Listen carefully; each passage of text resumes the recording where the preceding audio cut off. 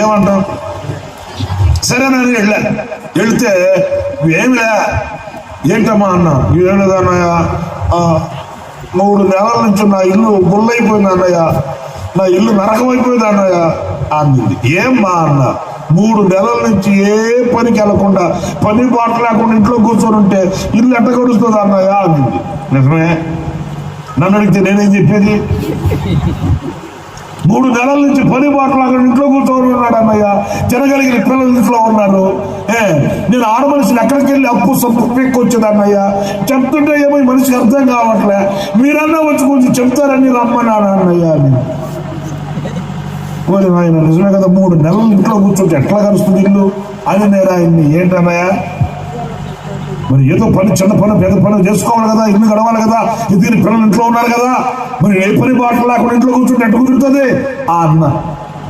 ఆయన బాగా ఫుల్గా నిద్రపోయినట్టున్నాడు, ఫుల్ బేస్లో ఉంది వాయిస్. నేను ఆ మాట వేసరికి నన్ను చూసంటాడు, ఆరోగ్యం బాగోలేదండి. నీకు అర్థమైందా? కరకర కరకర అంటా ఉంటారు స్వామి. ఎవరు సంస్కృతి, ఎవరు ఇక్కడ?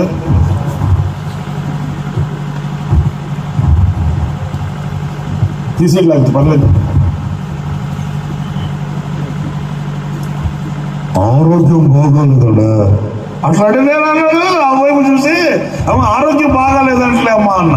ఆమె తక్కువది కాదు, ఏం బాగోలేదు అడుగు అన్నా అని. ఓ అబ్బాయి ఇల్లు ఇచ్చే 10 రూపాయలకి బాగుంది వ్యాపారం అంటే ఆయన వైపు చూసి ఏం బాగోలేదు అన్నా అన్నా. వీపు మీద గడ్డలు వేసిందండి. ఆ వైపు తిరిగి అమ్మా వీపు మీద గడ్డలు వేసింది అంటే అమ్మా అన్న. ఆమె తక్కువైంది కాదు, మళ్ళీ అమ్మంటుంది ఏం గడ్డ అడుగు అన్నా అని.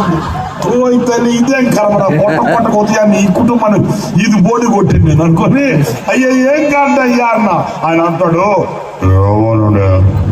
యూపు మీద గడ్డలేసిందా అంటే అప్పుడు ఆమె అందుకుంది, ఇంకా అన్నా గడ్డ కాదు పెట్ట కాదన్నా,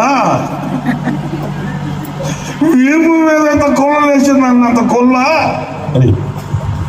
ఆ ఈపు మీద కొల్లలేసేసరికి ఇక ఈయన గొల్లైపోయాడు అన్న. నీకు అర్థమైందా? జాగ్రత్తగా వేనండి.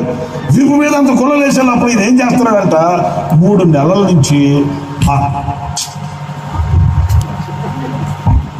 సరే ఏడ్చుకున్నాడు, అక్కడే బాగానే ఉన్నది. ఆయనకి 2 ఆడపిల్లలు ఉంటే ఆ పిల్లలు పిలుస్తాడు, పెద్ద పాప ఎట్రా అమ్మ అంటే వస్తే అమ్మా జాగ్రత్త అమ్మా జాగ్రత్త అమ్మా అంటాడంట. అంత తూరుకుంటాడు. మరి చిన్న పిల్ల ఒకటి పోతుంది, కరిగిపోతుంది. ఇప్పుడు దాని గురించి అంటాడంట, అమ్మా అమ్మతో జాగ్రత్త అమ్మ, నీ జాగ్రత్త చూసుకో అమ్మా, బాగా చదువుకో అమ్మా అంటే ఆ పిల్ల అంటుందంట, డాడీ నువ్వు ఎక్కడికి వెళ్తున్నావు డాడీ? ఆ సహోదరి అంటుంది, అన్న 3 నెలల నుంచి ఎట్లా ఏడుస్తుండేసరికి ఆ పిల్లలు దిగులు పెట్టుకుని అన్నం నీళ్లు మారి ఎట్టున్నారు చూడన్నా. 3 నెలల నుంచి బక్క చిక్కిపోయారు, మోకం ఎండకపోయింది. ఎండి చేప ఉంటుంది, ఎండి చేప అతయిపోయారు. ఏంటంటే దిగులు పెట్టుకొని ఆతులు ఉలుక్కు పడి లేస్తారంట. వాళ్ళ అమ్మని అడుగుతాడు, మమ్మీ డాడీకి ఏమైంది మమ్మీ అట్లా ఏడుస్తున్నాడు చెప్పు మమ్మీ అంటే. ఏం చెప్తాడు? ఏంటి ప్రజలు నువ్వు చేసే పని అంటే ఆయన అంటాడు, ఏమోనన్నా వీటి మీద గుళ్ళలు వేసింది గడ్డలు వేసిందంటే ఆమంటది, అన్న గడ్డ కాదు ఏం కాదన్న, అంత గుళ్ళలు వేసిందన్న. బజార్కి వెళ్ళి 2 అద్దాలు కొనుక్కొచ్చుకున్నాడంట, సూపర్ అద్దాలు. ఆయన పని ఏంటంటే డౌట్ వచ్చినప్పుడల్లా ఒక అద్దం పెట్టి పెట్టుకోడు, ఇంకొక అద్దం పెట్టి పెట్టుకొని చూసుకుంటాడంట, ఏడ్చుకుంటాడంట. అయ్యో బాబోయ్, నేను ఇప్పుడు ఇది ఎందుకు చెప్తున్నాను మీద మిమ్మల్ని లభించాలని కాదు, మనిషి గుండెల్లో ఎంత భయం ఉందో చూడండి.